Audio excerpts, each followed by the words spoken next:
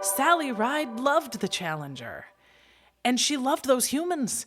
That her classmates, I told you how many were in that class of 78. She knew Judy. Yeah. She knew Ellison. Yeah. She knew Dick. She knew Ron. And she knew the Challenger, her ship. She was so emotionally tied up in this commission. Like, whatever they thought they were ticking a box by putting her on this thing, they just missed the fact that she had no interest in not sticking it to the fucks that killed her fucking friends by being bastards, right? Absolute bastards. History, I'd like to follow me down the rabbit hole. History, I'd like to, frankly, I want to know. Hi, welcome back to HILF, History I'd Like to Fuck with Dawn Brody. I'm Dawn Brody, podcasting from The Den. That's the Deluxe Edition Network. To find more great podcasts in the Den, click the link in our show notes or go to deluxeeditionnetwork.com. Now, this is part 2 of the HILFing of the Space Shuttle Challenger disaster with my guest and childhood friend, Adam Andreasen. If you find yourself here before listening to part 1, go back and hop into bed with that one first. We got to know the crew, including, of course, the famous school teacher, Christa McAuliffe, and we follow them on their journey all the way to the launch pad that fateful day. And then, sob, we lost them all over again. Today, we pick up the pieces, some literal, and tread the twists and turns of the investigation and the NASA cover-up that almost worked. Oh, let's get started.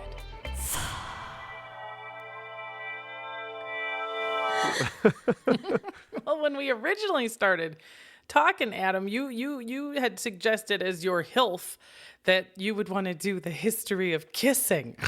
Gasp. Which is totally appropriate for us because, your lips were the first outside of my immediate family that my lips had ever touched.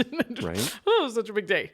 We were on the ice skating rink. Do you remember this? Do you even remember our first kiss? Yes, I do. I do remember. I actually remember the phone call from Monica Moscow from your house to ask me if I liked you. Oh, God. Yeah, I've got details in here. Oh, God.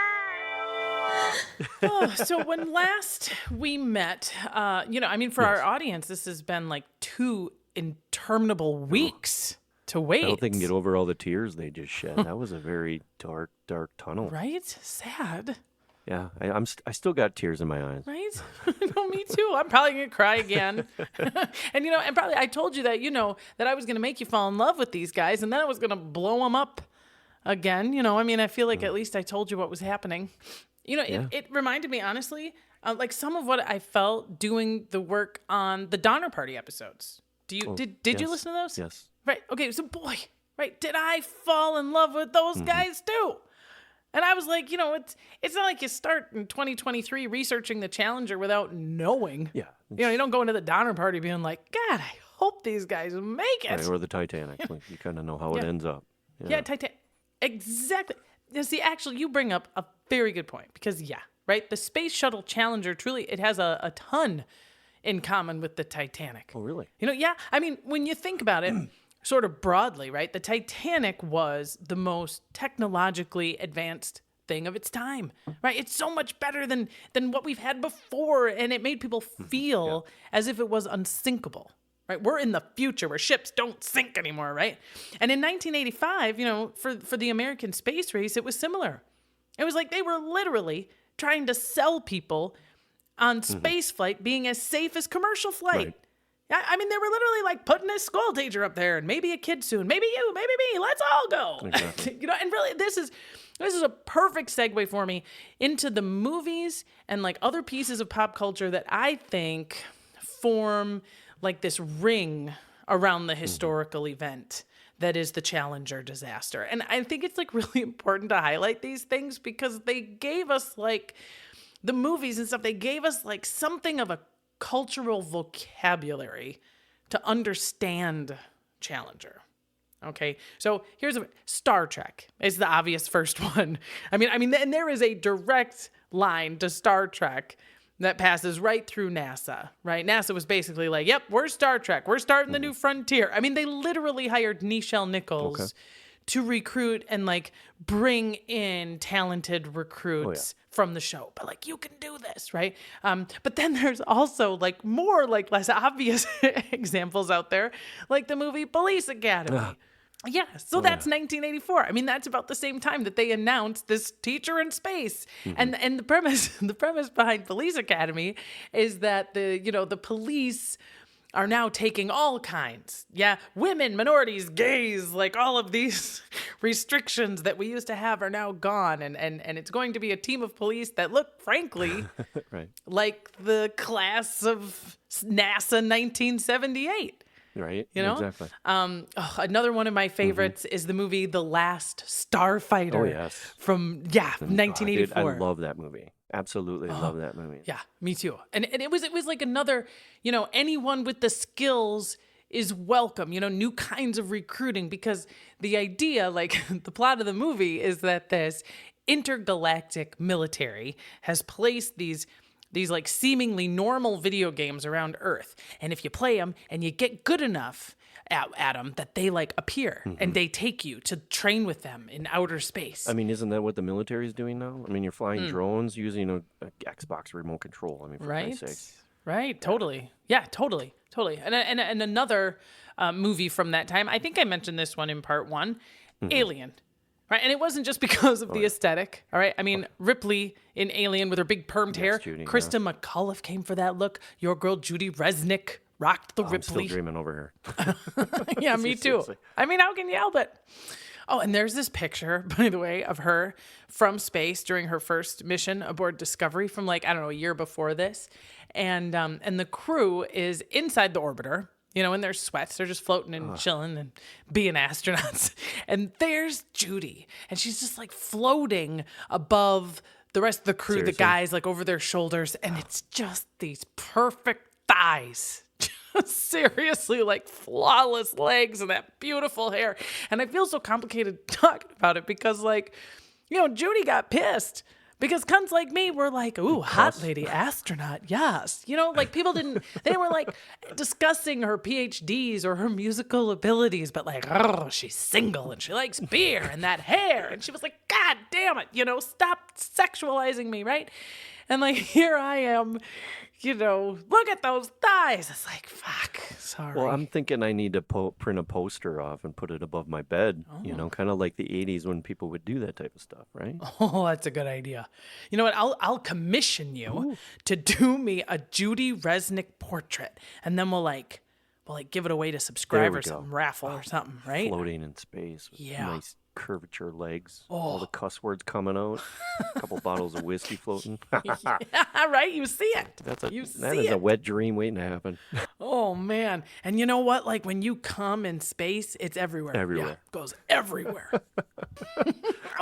Apparently, people have had sex in space. Oh, dude. I mean, come on. I mean, it's all guessing, I mean, I don't think that NASA has like an official record of sex in space, but like, they be fucking and space stations up there forever. There's gotta be. And they've gotta be. And apparently, I've heard a rumor that to have sex in space, you need help.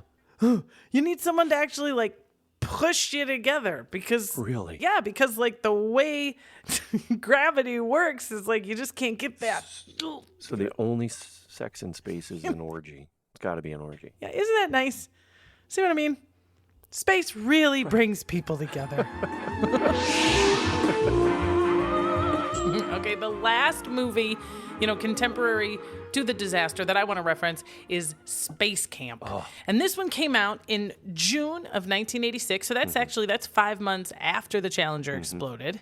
Oh, and the cast. Oh, Leah Thompson, who was the lead girl in Back to the Future, so we're all in love with her. Kelly Preston, hello Tish, yes. Right. Joaquin Phoenix. I mean, this movie is like great. And the premise is these kids, they're on a tour of NASA and oops, they accidentally launch a space shuttle for real into orbit. And they got to use their wits and their power of friendship to beat the odds and get back to Earth. I loved it. But like the people, in general, they were pissed off. It was like, it was being criticized. What are their motives? Like, how dare you're capitalizing on this disaster, And the movie and the filmmakers were like, no, God, we filmed all of this way before. We were trying to capitalize on the success. Yeah, but if they're trying to get Ralphie up in the air, right? Yeah. What's his name? Billingsley. Yeah, Billingsley. Sorry.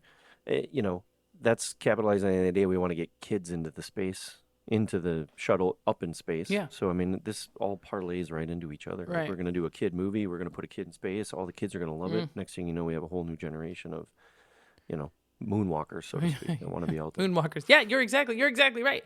Right. And it's totally rich for people to be like, how dare you, Hollywood, try to capitalize on NASA? And you're like, fuck, NASA was trying to capitalize on kids, teachers. Kids. Right? Yeah. Shut the fuck up. Now, before I get into the technical aspects of like what actually happened in the explosion and the cover up and the crazy, I want to start with a story that kind of brings us back to the humanity of it. Yeah. Okay. Because when last we met, the families of the crew, their loved ones, they were like, oh God, all right, well, all right. Yeah, absolutely. Like, I guess we got to go to bed and get up in the morning. I don't know. I feel like it's one of the worst things after a personal tragedy is you mean we got to just keep eating and like paying mortgages and just go on like our heart isn't like life hasn't just fucking stopped. Yeah. And June Scobie, the wife of the commander, Dick Scobie, and they were, so in love. I mean, you'll see more of it if you watch the Netflix documentary. They got married when she was 16 and he was 19. And she has her PhD in education. And so, of course, she had been like really good friends with Christa too, and at the end of this night, June, man, she's been keeping it together, I'm sure as much as you can for the kids, you just got to do the best you can. But then there's finally this like moment, the kids are in bed or wherever they are. And the people who held your hand, they're gone or they gone to sleep, and nobody's looking at you. You can just fall completely apart finally, And she does this thing that I've done in my grief. I believe almost everyone has done it, given the opportunity. She goes into the closet and she just hugs his clothes. That smell. Yeah. She's just smelling his clothes. Yeah. Exactly. The smell and the feeling of his clothes. And while she's doing that, she feels an envelope. Okay, hold on. I gotta say something here. Like, dude, she's finding. This is my prediction. I gotta make a prediction because I don't know nothing about any of this. I didn't do any research. I told you I was gonna play stupid, and I am stupid. Really, it's in my name. My name is Adam. Get it? No. Stop it. She's gonna find an envelope that he pre-written for a purpose. There's got to be something good here. Like, you can't write movies about this shit. Well, this is reality, right? Yes, and it is for a purpose. Okay, go forth. Go forth and make me cry again. Jesus. Hey, wait, no. Before I do, I'm very curious. Okay, what do you think that he wrote?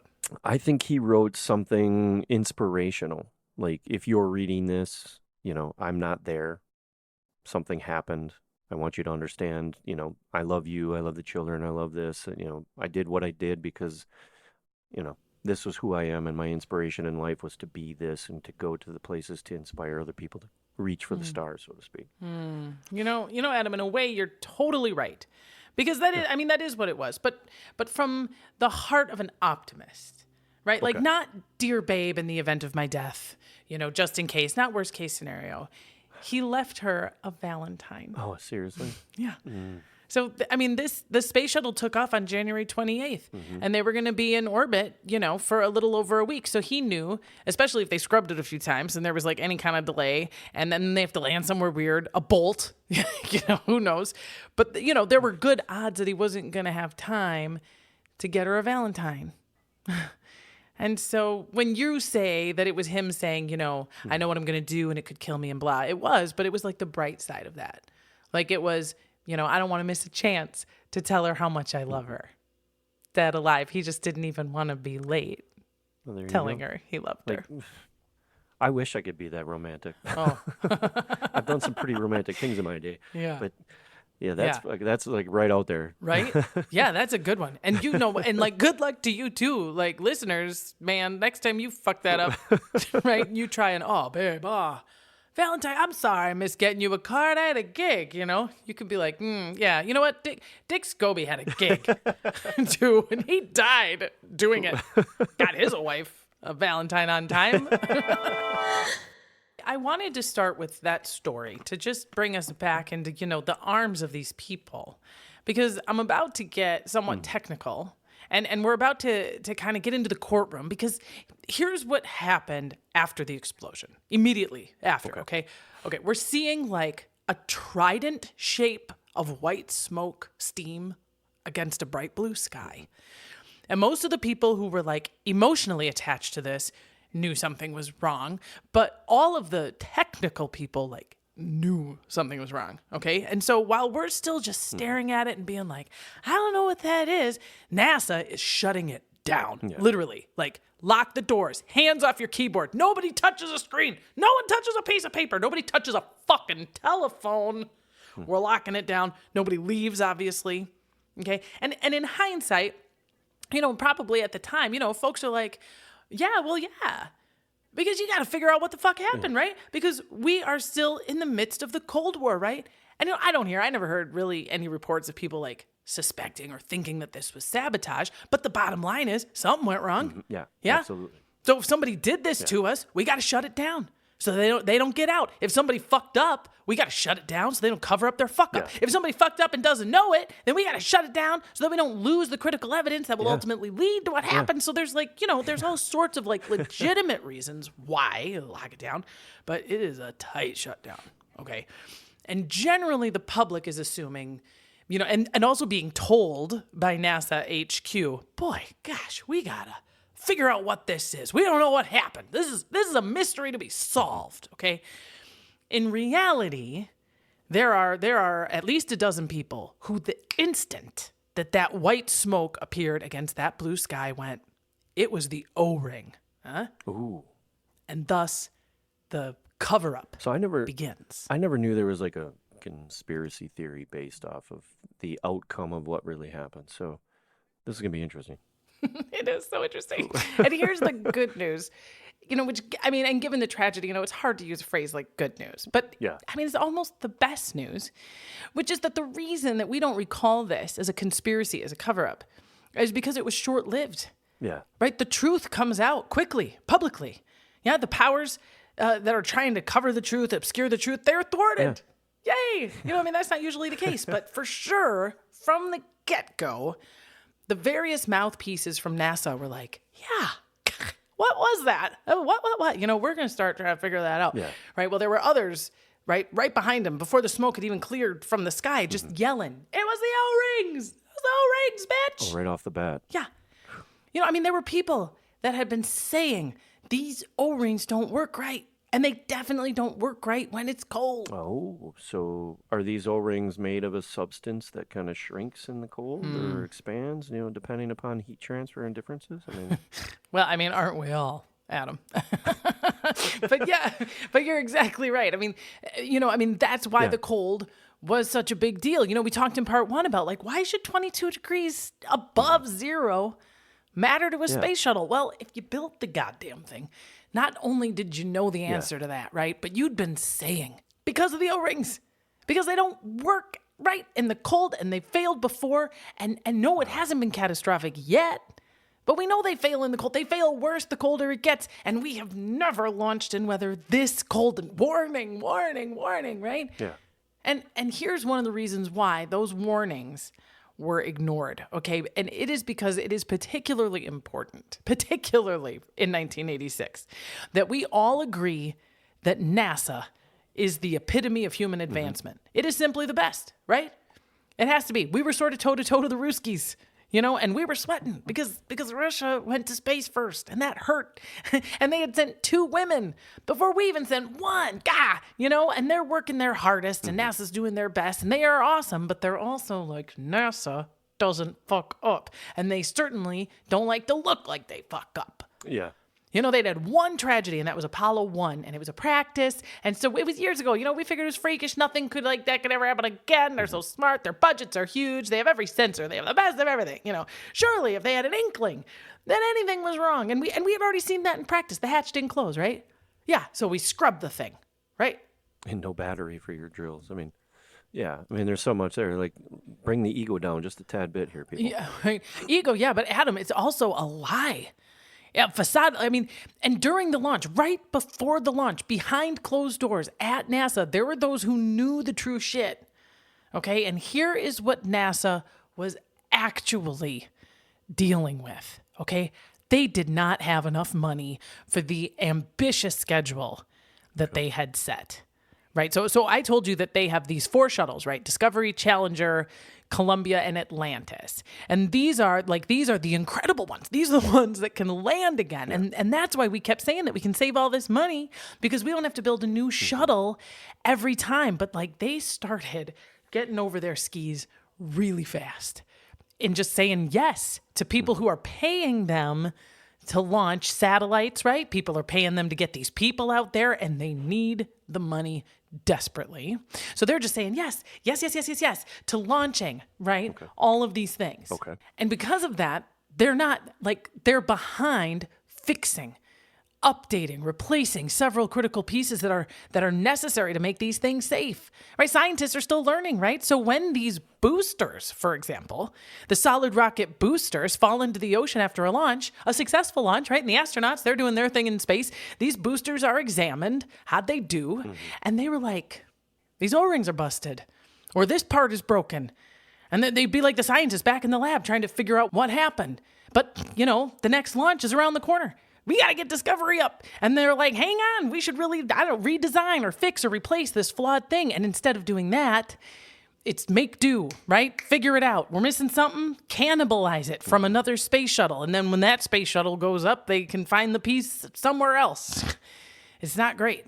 No. Okay, and it is definitely not as advertised. So what's the size of this? What's the size of this O-ring? Are we talking like an O-ring 3 inches wide? Oh. Or are we talking something that's 8 feet wide? Sure. Well, it goes around the solid rocket booster, so it's huge. All right, so it's huge. Huge, yeah. It's going around. There's 3 solid rocket boosters, and each one has, I think, 2 joints each. That's the highest rocket ever. Oh. Sorry. Right. 2 joints each, or we just can't get high enough. Same. So all of that brings us to what the fuck happened. Yeah, really, what the fuck? Okay, now I'm going to break down what the fuck happened, and I'm going to give it to you from 3 places, right? What's happening in 3 different places. Okay. First of all, what happened to the boosters? Yeah. Why the fuck did this thing blow up, right? Second, what happened to the orbiter, to the capsule holding the crew, because that's as its own separate experience, right? And 3, what was happening in the boss's office? Okay, right? Yeah. Let's go. So first, what happened to the booster? All right, that's the thing that actually exploded. All right, so there's these 3 big old solid rocket boosters, and they each have these O-rings. And as I've said, the O-rings, now, and bear in mind, all right, you are listening to an historian explaining NASA engineering. Not an engineer? No, not even with Legos. Yeah. Be gentle on the emails here. Right, thank you. Be gentle. But, the general idea, okay, is that these O-rings are creating a seal with the fuel tank. So that from a bird's eye view, you're looking at this booster and it's just as tall as fuck. It's just this 3-story white pillar. But that within that, there are these joints and that those joints are held together with these rubber O-rings. And the fuel that is being held behind them obviously has to be held very securely, because on the outside of these solid rocket boosters, it's going to be hot white fire. Yeah. And so if any kind of fuel can ignite, it's about to meet its mistress awfully quick. And this is my favorite sort of fun fact about the Challenger, if you can call it that. Mm-hmm. And it is that they find out long after they do this extensive investigation that the Space Shuttle Challenger should have exploded the instant the launch started. Oh, really? Yeah, on the launch pad. Because the O-rings were compromised from the get-go, meaning that the flame already had an open path to the fuel. It's like, why didn't it blow up instantly, killing, incidentally, a lot more people, because it would have happened, and destroying a lot more critical infrastructure, because now the whole launch pad is destroyed, right? Yeah. So how did it get a minute and 18 seconds up? So could that have something to do with the idea that the higher you get through the atmosphere, the colder the air gets? Well, yeah, and that was one theory. That was certainly one of the theories examined, one of many, because by all accounts, it really should have blown up instantly. I mean, so much examination that they were left with a word that not a lot of scientists use this word. They said it was a miracle. It was a miracle. Yeah. Well, that's not scientific. No, but neither is Possum's Fargo, but, here we are. Right? Cake is scientific. Oh, yeah. Don't eat your Not that cake. damn card game. But what they later determined happened was that if the fuel had been leaking, okay, it would have ignited the instant it met the flame, which means the whole thing would have been blown up. But what happened was that it was so cold that a small frozen chunk of fuel was actually like plugging the hole. And it might have stayed there until after it separated, in which case we might never have noticed, but it got jostled. All the shaking and vibration. Yeah, it was a gust of wind. Yeah. And the theory is that, a gust of wind shook it, opening that hole, and it was quite literally a fraction of a heartbeat later that it blew up. Crazy. So that's what happened in the shuttle. Okay. Yeah. The orbiter, which is the spaceship, where the people, where the humans are. Oh, you still got some whiskey still? Yes, I just refilled. Okay, so good. We're good to go. Okay, good. You're going to want to keep her. Okay, keep her close. Because inside the orbiter, all right, the explosion that we saw didn't kill them. All right, our crew was alive inside for possibly as long as 2.5 minutes. Floating down to the water, in the water?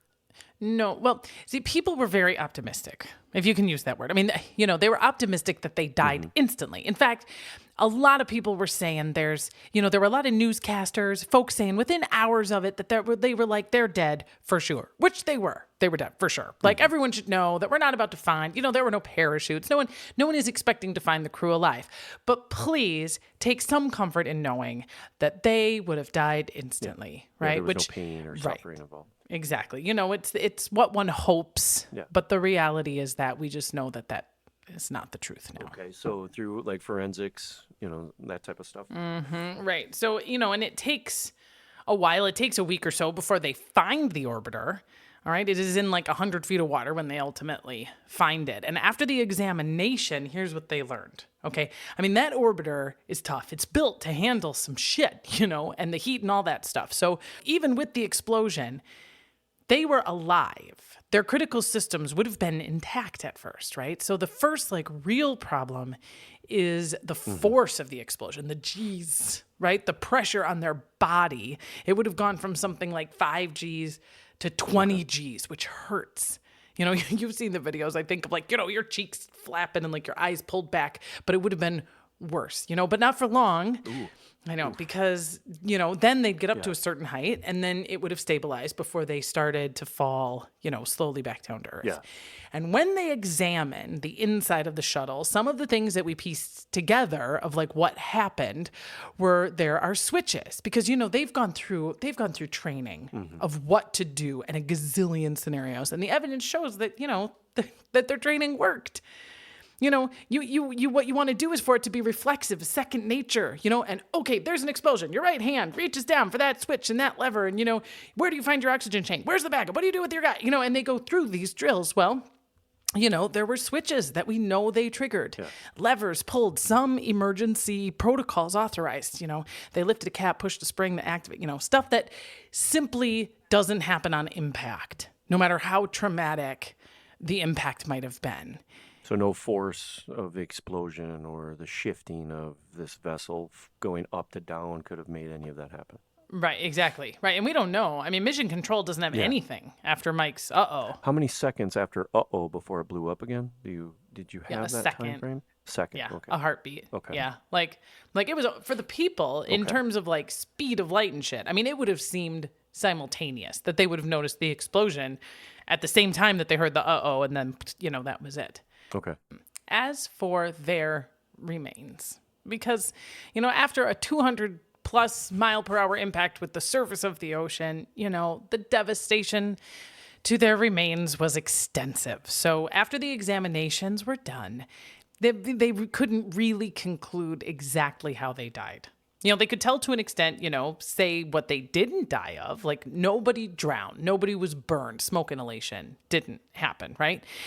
And so then the question is, were they alive and conscious the whole time until the impact with the ocean? Mm-hmm. If so, it was probably really bad. I couldn't imagine. They say it can feel like your blood is boiling when you fall that fast. I guess you can't breathe because of the pressure on your lungs. I mean, it was a traumatic end, and it was just likely not as sudden as it looked on TV. Yeah, absolutely. It sounds horrific, really. In fact, they were probably still alive when the voice, came over the PA system and said, obviously a major malfunction. They might have been alive still. So they were alive enough for the fall, Yeah. which is that 2 minutes that Well, you're talking probably. about. But I can't imagine it would take 2 minutes to fall. Well, I mean, the explosion, sent them further up into the air. Up in right? the air, okay. So there's time. Like if you've ever seen like Point Break, right? Where they do all that falling. Yeah, oh yeah. I mean, they have they got time for a whole fist fight before they hit the ground. Right. So that's what was happening to the shuttle, right? To the orbiter. Here is what was happening in the boss's office. Okay. Okay, so we're gonna back up a little bit. Yeah. Okay, come back with me to Monday night. That is the night before the fatal launch. All right, and the powers that be are fucking furious. Okay, they're looking around. They're like, okay. So we scrubbed Sunday because of the rain that never came. We could have done it then. Then on Monday, this whole fucking strip bolt battery operated clown car that scrubs the second thing, right? And now it's Monday night, and these fucking engineer crybabies are telling me it's too cold. Fuck you. All right, the Gipper wants a win. You understand? We got to get this thing going. So they have this conference call. When it's 1986, okay, so you got to remember there's no Zoom. Mm-hmm, yeah. Okay, I mean, they have the best technology in the world, but it's still just like one phone in the middle of the table probably. And you've got the solid rocket booster engineers. Okay, they're sitting in the conference room in Utah at the HQ of a company called Morton Thiokol, and they're the ones who make these big solid rocket boosters, all right? Then you've got the folks at the Kennedy Space Center in Cape Canaveral, Florida, and they're sitting in their conference room, and they're already fuming, man. Everybody's fucking mad. And no doubt they're just talking over each other, dicks out, everybody's right. But the fight, generally is this. The engineers at Morton Thiokol are saying, look, there's not going to be a launch this morning either. Sorry, guys, it's too cold. And we're telling you, and the engineers have hand-drawn, Adam, the situation with the O-rings. And they have handwritten 2 columns. 1 column is showing all of the temperatures in which these O-rings have failed. So they've tested these before. Well, these are actually from previous launches, okay? They picked up, they're like, look, this is the condition of the O-rings after your 5 previous launches, man. They were fucked, man. And specifically, like we picked them up, we looked at them, they're scorched. Really? These are being compromised during launch. And NASA had a rule, a protocol that a lot of people leaned on, especially when this whole cannibalizing the 4 shuttles for parts garbage. Oh, yeah. Because for safety, forever, they made sure everything has a backup. A fail-safe, 1 more layer than is necessary. Backup defaults for 1 million just in cases. And if a primary and a secondary backup system ever fails, the launch is scrubbed. That's crazy. Their rule. And the engineers are like, look, 2 of them, primary, secondary, O-rings. They're both scorched. So they're sitting around this conference table. And they're saying, look, this is not working. And it specifically when it's cold, because That's what I'm saying, that's what these 2 columns are showing, the temperature and the destruction level of the O-ring. And they were saying, look, the 53 degrees is the coldest that we've ever launched. And those O-rings were fucked when we got them back. And now 22 degrees, you guys. Oh. And we're telling you don't do That's it. different. Don't. Don't do it. Yeah. Right? So these guys at Cape Canaveral, who are answering to their own bosses and deadlines and whatever, they go, okay, we'll scrub it if you prove it will definitely fail. Yeah. Which is nuts. That's not how any of this has ever worked. We prove it's safe. I prove to you it's safe. And you're now asking me to prove to you that it will definitely fail before you'll, not agree. It's what the fuck? And they're all kind of looking around like, so, what you want us to do is, say we guarantee our product will fail if you do this, and that's the only way that you'll scrub the launch. Fuck, And then this guy in Florida, he leans into the phone. He's the big boss. Lawrence Malloy. Everyone in the documentary calls him Larry. I'm going to like this guy or am I going to hate this guy? Yeah, well, he's the loudest voice saying that we have to launch today, and he's fucking had it from the beginning. Old Lair Bear, all right? When they first said earlier that day, we're not going to launch today, it's too cold, he barked at him something like, well, what the... You want me to hold this fucking launch until April? Okay, so he's certainly been, putting pressure on him. Yeah. Saying, how bad can it be? Implying. And saying sometimes explicitly, what the fuck? Who cares? Is it really that bad? And they're like, well, yeah. And he's saying, I know you're saying it's compromised, but, you're saying they're compromised from launches that were successful. So they clearly didn't fail. So why should we care? And so there's this back and forth for a while. And then the big bosses at the Kennedy Space Center and the big bosses at Morton Thiokol break off from the rest of the conversation. Ooh. Let's have a private convo.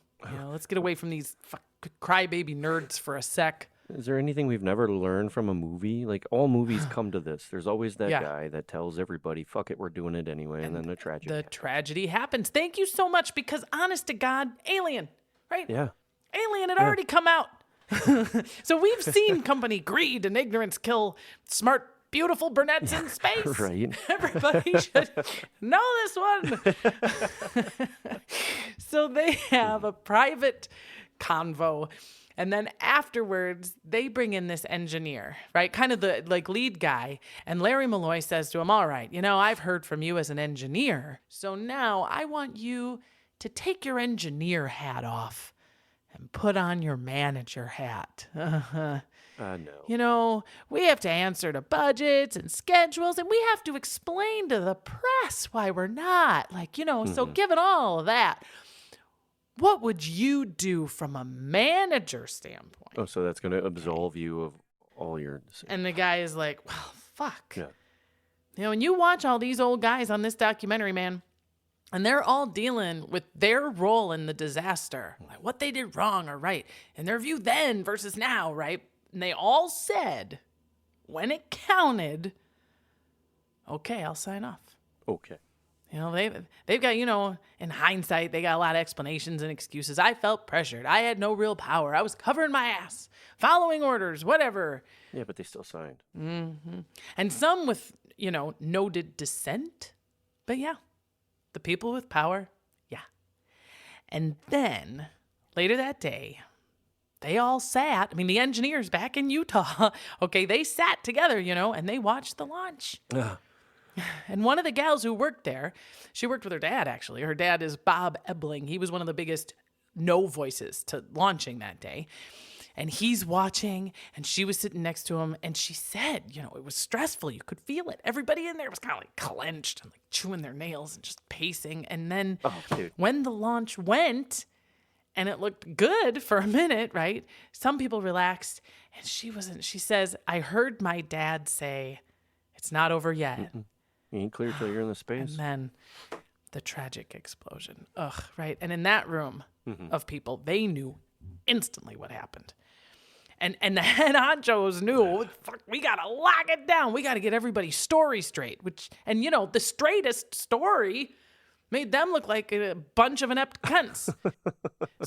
So what they actually started asking for was for everyone to get the story straight-ish, right? And then hang a right and then stop. No more turns at all, right? In short, a cover-up. And it might have worked if it weren't for Sally fucking ride.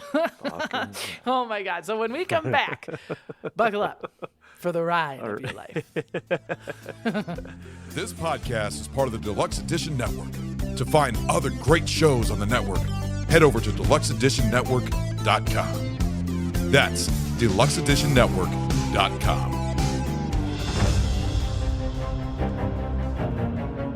Hello, my name is Jack, and I am the host of the Secret Police podcast. Do you have a problem with authority? Because I do. And I'm on a mission to help us all build a healthy skepticism towards those in power. I do this by exploring how dictators enforce their rule. On Secret Police, we explore the history and methods of the world's most brutal secret police forces. Currently, we are chronicling Russia's long relationship with secret police forces from Ivan the Terrible's Oprichniki, the Soviet secret police, up to the modern-day FSB. If you're into history, dark humor, and hearing about the worst of what the human race has to offer, this is the show for you. Listen to episodes of Secret Police on Apple, Spotify, Stitcher, Amazon Music, Google Podcasts, pretty much anywhere you find podcasts. Agents dismissed. Now, before we return to the launch pad, a heartfelt thanks for listening. This, you tuning in, is the whole reason I started HILF and the reason I will keep doing it. I love hearing from you, your suggestions for future episodes, letting me know where and when you listen. I'm in your kitchen when you cook. I'm tagging along on road trips. I love it so much. And some of y'all, take it up a notch. You write reviews. You send an episode to a bud. Yeah. And then, gasp, there are those real hot twats, my patrons. We had 2 new folks hop into bed with the pod, Kaya P. and Will P. So don't worry, we'll change the sheets. Their lust is palpable, their generosity deeply felt. If you'd like to join them, have access to bonus episodes, and hear your name, yay, go to patreon.com/hilfpodcast, and then... Follow me, follow me, follow me, follow. Follow me, follow me, follow me, follow. Follow me, follow me, follow me, follow.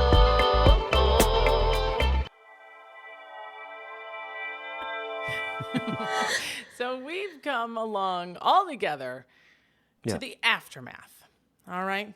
And we've all kind of dried our tears, and everyone, the media, the families, other astronauts, right? In general, everyone is like, so NASA. What happened there? Yeah? And NASA was like, wow, I know, right? That was awful. That was a real tragedy. And then we were like, yeah, it was. But the fire, though, because there was a fire that we saw, we examined the footage enough. And even with them 1986 video cameras, we could see that there was like this little flame that shot up at kind of a weird time, kind of one of them rocket boosters, right?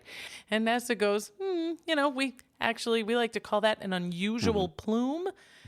And we were like, Okay. well, yeah, what was with the fire? And they were like, I'm sorry, we really prefer to call it an unusual plume. Trying to push the direction of verbiage. For sure. And we were like, no, fuck your unusual. What happened? And they were like, ugh, what happened? Well, life, I guess. That, big leaps in human technology, people die. It's sad. But, bullshit.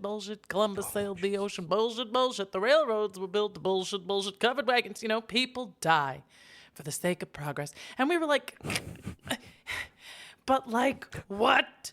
What, right? What technically went wrong? Yeah. Where's the detail? And NASA was like, again, we're going to go with human limits on this one. That's what went wrong. Humans often try to do great. I mean, honestly, right? And eventually everybody was like, this dog don't hunt, man. This stinks. You stink. Mm-hmm. And there's, enough pressure that Ronald Reagan, who's a big fan of NASA, of course. I mean, he had his fingers up in all them pies. It was his order, remember? Let's get a teacher in space. So he feels pretty obligated, to appoint an investigation, a commission to get in there and figure out what the fuck is what, right?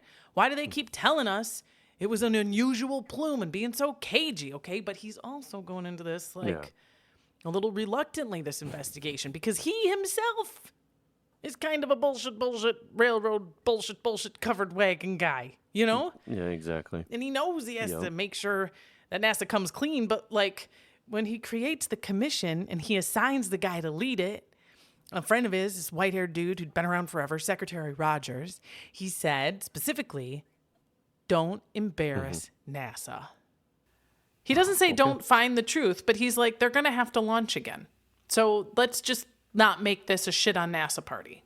All right. And Secretary Rogers seems to sort of take that note, and on the commission with him, a bunch of very important people, including a bunch of astronauts, Chuck Yeager, right? Neil Armstrong and Sally fucking Ride are part of the group that comes together to be on the panel of variously interested people who can help get to the bottom of this, right? Yeah. And the bottom line is, at first, that the folks from NASA, they're very good at math, not great at lying. Of course not. Okay. And so, and at first it starts off where they're just like, yeah, you know, this sucks. Things, we're trying to figure it out. You know, we're going to try to figure this out. And then Secretary Rogers would be like, well, we know you're doing your best, but what happened in this sad accident? And we don't need you to get into specifics, but we're just curious about it. And it's all very softball and it's all very kind of easygoing. But then they start to just straight lie about stuff. For example, saying things like, no secondary systems had ever failed. Ooh. Exactly. That's And you a and I little have already, detail. that's the one. That was the fucking one. The secondary O-ring had failed, and that was Well, I what mean, had if you all have those... if you have a standard operating procedure and you say that I have my primary and my secondary, if my primary fails and my secondary fails, we don't do this. Exactly. And now you're saying there was no secondary. And now you're saying there was never a secondary failure. So Yeah. that our policy is that if there had been a secondary failure, obviously we would have scrubbed the launch, but we didn't have any secondary failures. And there are engineers in the room during these public hearings, Adam, that stood up. Good. Let's Did stood they say up. the right thing? And they said, I said that there were secondary problems. I said that it was too cold. And Yeah. so what do? They stop having public hearings. They go, oh, that's interesting. We'll hear from you. Thank you for your contribution. We're really grateful for your time. We'll get to you. And they just stop making the hearings public. And one day, after a particularly kind of troubling hearing in which a lot of the folks on the commission were like getting frustrated because they weren't getting to ask the hard questions. And even if they did, they weren't being given the time to get those hard answers.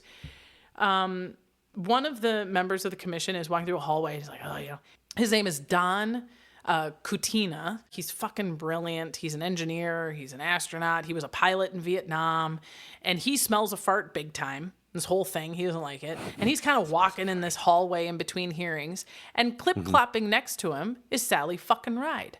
She walks past him, Adam, and without looking at him and without saying a word, she slips him a note. Ooh. She Do just tell me. puts in his hand a folded piece of paper Oh. and It wasn't a walks Valentine. on. I know, It right? wasn't a Valentine. It wasn't Valentine. And she walks on. And he's like, all right. And he unfolds it and looks at it. And this note is the handwritten, columned paper that those engineers had brought to that conference room with the fucking temperatures and the O-ring breakage. Now, we don't know exactly who gave that to Sally. I mean, somebody does, but she It had got to be it, one obviously. of the engineers, man. And she and Katina's looking at this thing going, fuck, right? Oh shit. And it says O-rings at these temperatures, the O-rings break. Oh fuck. Now, a moment about Sally fucking Ride. Why would she do this and what was going on? I'm putting both of my hands over my heart while I say this. Okay. Sally Ride is, of course, the first American woman in space. Bad bitch, right? Part of that 1978 NASA class that we talked about. Now, what this means, Adam, is that not only did she go to outer space aboard the Challenger, that was her boat. That was her ship. You know, I mean, all these assholes keep saying we should investigate because Columbus bullshit, and the railroad's bullshit. But I think that what they failed to know is that sailors like Columbus love their ships. Folks who go on those trains, they pat those wheels and say nice new shoes. Like Sally Ride loved the Challenger. And she loved those humans. That her classmates, I told you how many were in that class of 78. She knew Judy, she knew Ellison, she knew Dick, she knew Ron, and she knew the Challenger, her ship. She was so emotionally tied up in this commission. Like whatever they thought they were ticking a box by putting her on this thing, they just missed the fact that she had no interest in not sticking it to the fucks that killed her fucking friends by being bastards, right? Absolute bastards. But she also can't stand up and say, I have this piece of paper that blows it open. She's sitting on the commission. She's got certain things she's got to protect. In addition, she wants also, frankly, probably to protect NASA. But she's in a bind and she sees that they're lying. So she slips this note to Katina. Katina. Oh my God. Okay. So check this out. Katina is best buds with another guy on the commission, this hot for teacher, total HILF, a guy named Richard Fenman. Richard Fenman, girl. He has long hair. He is a fucking genius. He worked on the Manhattan Project.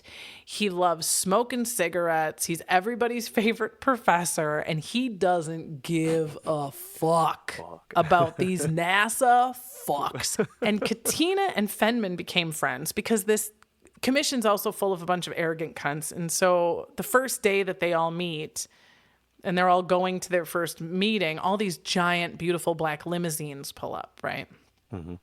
And Katina's standing there, and Fenman's like, where's your limo, Katina? And he goes, oh, I'm only a 2-star general, so I take the subway. And he laughs and slaps him on the back, and these two rode the subway to the commission together every day. Good. And we're just like on the level, you know what I mean? Just like real, genuine dudes. Their egos are coming back a little. Yeah. They don't need all that extra. Yeah, no bullshit, right? Yeah. So Katina invites Richard Fenman over for dinner and is basically like, there's no evidence that he's like, Sally showed me this note. But the bottom line is he's like, Sally showed me this note. And what are we going to do? We can't out Sally. We can't show this note. So we're jurors, basically. How do we go into this commission now knowing this and like gently and lovingly getting the truth out without fucking anybody, right? And while they're talking about it, they go out to the garage where our guy Katina has his Opel GT sexy car, right? That he loves fixing up. And he's got the hood open and he's got his workbench out. And on this workbench, he has little O-rings that are obviously on a completely different scale than the O-rings on the rocket, but same fucking thing. Doing essentially the same fucking job. And he kind of looks at Fenman and he goes, God, you know what?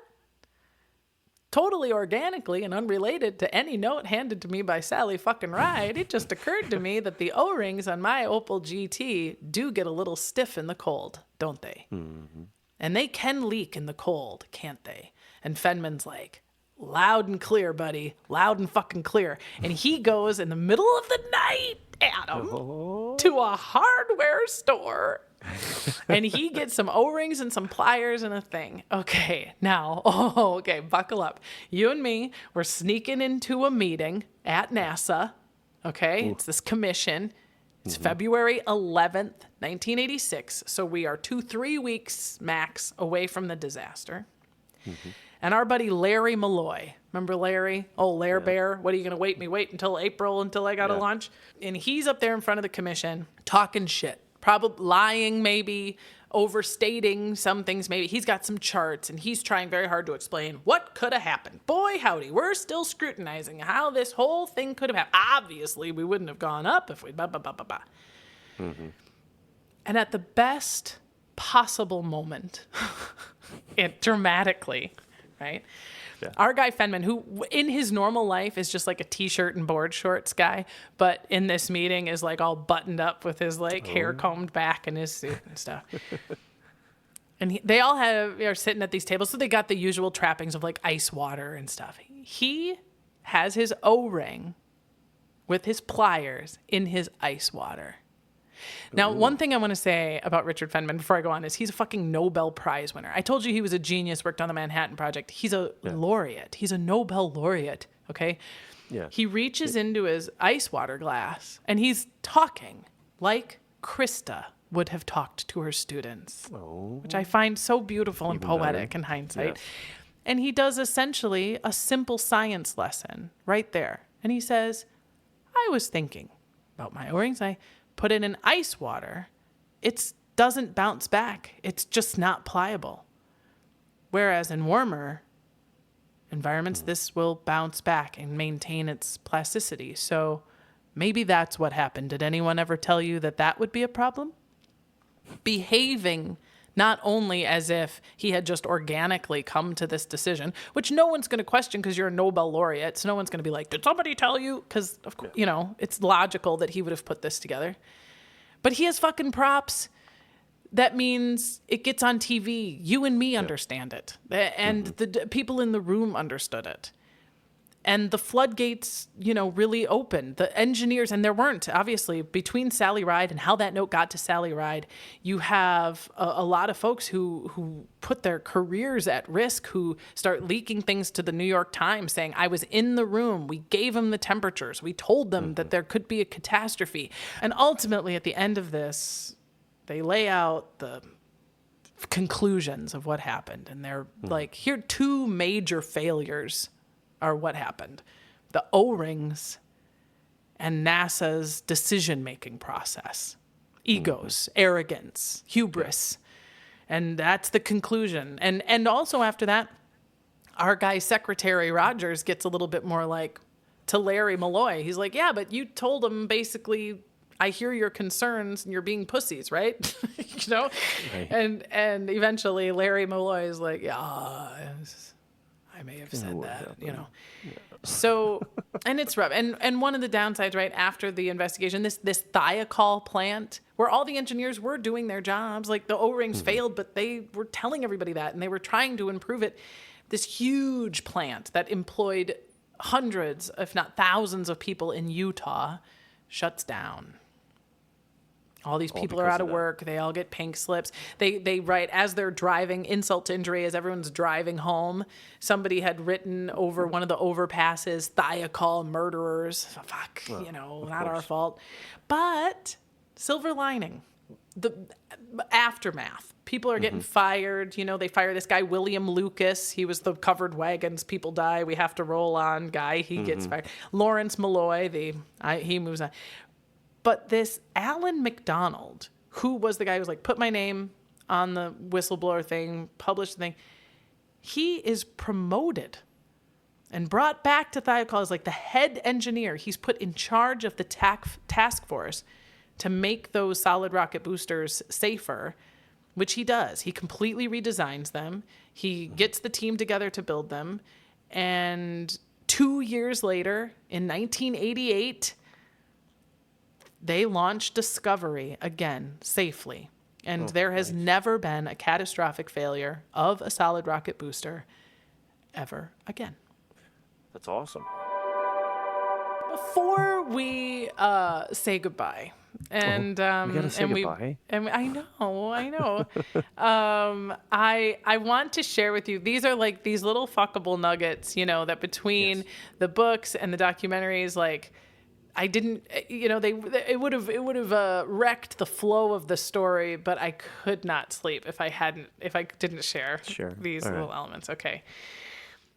So come back with me to the 6 months between Christa McAuliffe's training, right? Her receiving the honor of being the first teacher in space, and then that January launch.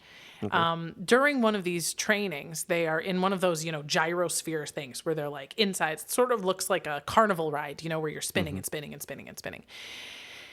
And actually, she's still in the top 10. She hasn't been selected yet. So this is when they're trying to figure out which of these top 10 teachers is going to be the one. And one of the ways that you kind of filter out who is not good is all of these high stress tests. And there were people who were much better at math than she was, but fuck, they keep throwing up, or people who were like pilots, they were trained pilots. They weren't throwing up, but they couldn't maintain their cool. They would get into these oxygen deprivation situations and fucking panic, and Christa kept her cool. So she's still kind of in that testing phase.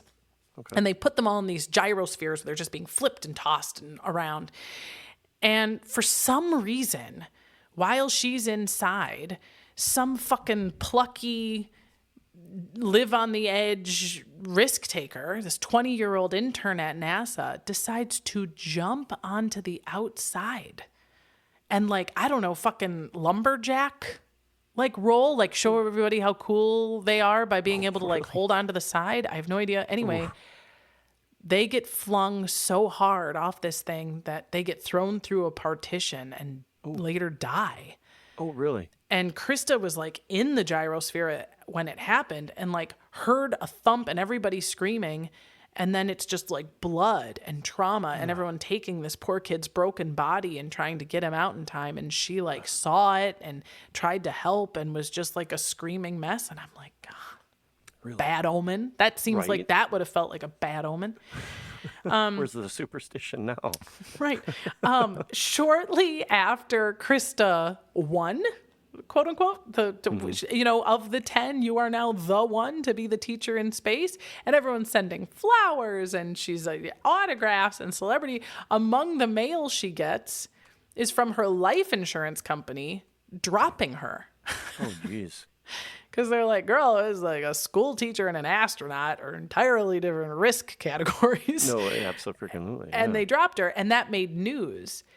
And so as a PR stunt, as a reaction to her being dropped by her life insurance company, Lloyd's of London jumps in and offers her a $1 million, beneficiary. Oh, and that makes them a ton of press. And when she dies, they pay it out in about 10 days and with love. Yeah. You would think, though, NASA would provide that type of life insurance for them for doing this type of thing for them. You would think they're a business. They're making money. I have no idea how that lands now, but form of life insurance for the people that are getting inside these rockets that could blow up. Well, that might affect why you go, fuck them. Launch, not if you have to pay $1 million for everybody who goes, right? Very true. Very true. This is another great little nugget. You talked about your hard on for Judy. Buckle up. Oh, geez, yes. There is a bar for NASA workers called the Outpost Tavern. And I guess it's a barn behind a gravel parking lot, somewhere where you and I would never be able to get near it, right? Near it, yeah. And the walls are just covered in photos of shuttle launches and crews. And there's these bulky flight suits, nailed to the wall. And just a lot of macho, corn dog stuff. And apparently there's one guy, his favorite drink is called the Flaming Hooker because it's literally on fire when you drink it, just everybody, And they have up on the wall, what is the definition of a cockpit? A woman. But this was still the bar where Christa and Judy and Sally fucking Ride hung out and they drank beer together. And boy, to be a fly on the wall at the Outpost Tavern. Am I right? Oh, man. And to that same just sexy environments, there is this beach house that predates Challenger. I suspect it's still being used. And it looks like a middle-class beach house that any one of, even our kind of dirtbag relatives might have been able to afford. You know what I mean? Right.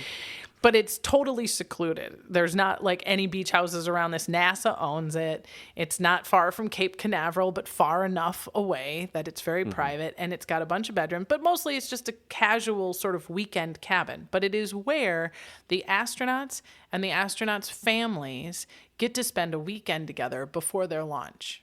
And they throw they hang out, they camp, they grill, they just are away from the media and they're away from the science and they get to just sort of hang out. Yeah. And when you watch the documentary and if you read this book, there are so many cool events and anecdotes and just photographs of them, arms casually draped over their wives with a beer in one hand, laughing out loud at somebody's joke. This is when our buddy Mike Smith decided to take his wife on a long walk down the beach and just told her everything he was thinking about. And man, I mean, if I do write a lot of plays and such, and I've just, since I've been reading this book, I've got in my head, I'm like, the beach house, like I have to write a short play or some kind of screenplay treating, about the Challenger crew specifically on the weekend in the beach house, and just the love and the fights and the jealousies and the little dramas, and man. I love that idea. Right? Here's another interesting little nugget. So apparently, when you're in outer space, your piss and shit are a thing. And it was so heavy, and they didn't want to carry the human waste and store it, and then you got to fly back with it. So they started just jettisoning it out of these shuttles. And apparently, one of the most beautiful things that you'll ever see in space is the comet trail of piss when they open up the sewage locker. Really? Because it's just glittering gold. It's just like these glittering, beautiful fragments of just beauty. Yeah. And I'm so gonna look this up. and apparently when our girl Judy was on her first space flight, something went wrong, and when they ejected the piss, it stuck to the side of the shuttle and froze there. Really? So there's just this piss icicle, this pissicle, just stuck to the side of the rocket. And it would have been gross and kind of funny, except that they were like, but guys, this could be a problem when we start to re-enter the atmosphere. If it breaks off at the wrong time and flies off and hits something, this brick of piss could fucking kill everybody. And so Judy, on her first flight with her robotic arm, one of the things that she did was get out there and knock the pissicle off of the rocket so that they could live another day. on our vehicle of urine. Oh, and you know how I told you that the payload specialists and mission specialists would be doing various things associated with either the space flight itself or some other experiment that they were up there doing. One of the coolest experiments that I read about was when they brought a colony of bees Oh, really? into space to see how they would react and to see if they could make honey in space. And I love this. The bees couldn't fly, of course, because there's no air resistance against their wings. So their little bumblebee bodies are suddenly just not flying, and they can't, but they're still hovering. And what they did is the bees all linked feet and created this chain of their bodies, and that by the time the space shuttle landed, they had created a hive inside a locker and were making honey. So they adapted to the environment. Isn't that one of the most beautiful and just encouraging things you've ever heard? Oh, and the bottom line is, isn't that what we all have to do? Yeah, we should be doing. If you can't fly anymore, you just got to grab somebody's hand. And I want to leave you with this, which is, in those last moments, or at least in the moments when they started to realize that something was happening that was traumatic aboard the orbiter, Christa and Greg, the two payload specialists, were sitting, in the back seat, staring between their feet at a wall. Almost everyone else had some view of a window except for them.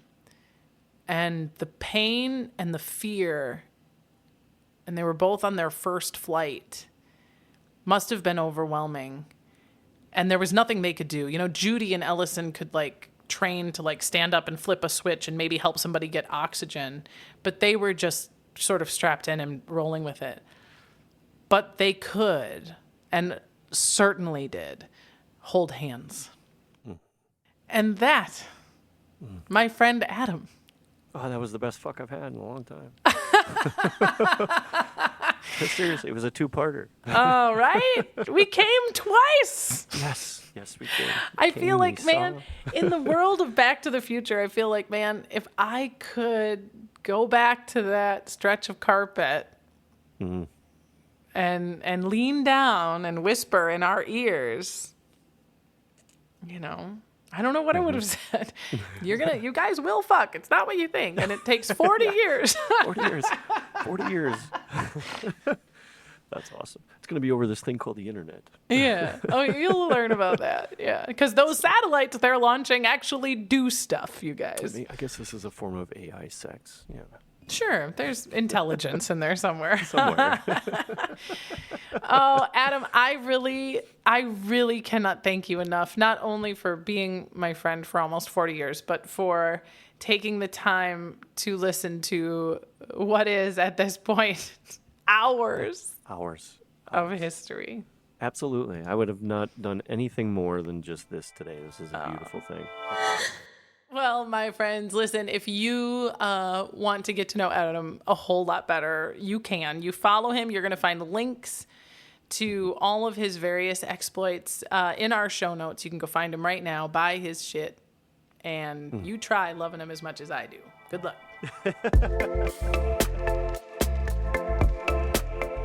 Find Adam. Check out his work. Commission him to make you something dope. You will find links to him in our show notes.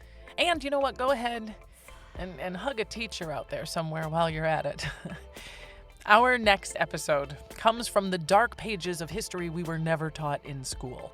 A jaw-dropping, heart-rending story from the state of West Virginia during the coal mine wars called the Battle of Blair Mountain. It pitted coal miners against mine owners in what would become the largest armed American uprising since the Civil War.